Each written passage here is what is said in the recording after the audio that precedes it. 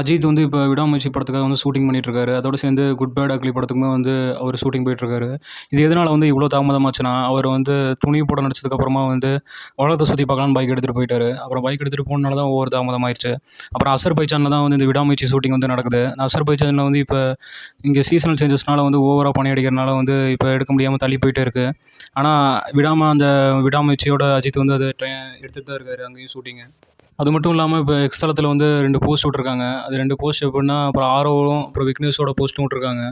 அஜித் வந்து என்ன சொல்லியிருக்காருன்னா, அவங்க விடாமுயற்சி டீம் கிட்ட, என் படத்தில நடிக்கிற எல்லா ஆக்டர்ஸ்க்கும் வந்து சேம் ப்ரொமோஷன் இருக்கணும். எல்லாத்துக்கும் ஈக்குவலான கேரக்டர் இருக்கணும்னு சொல்லியிருக்காரு.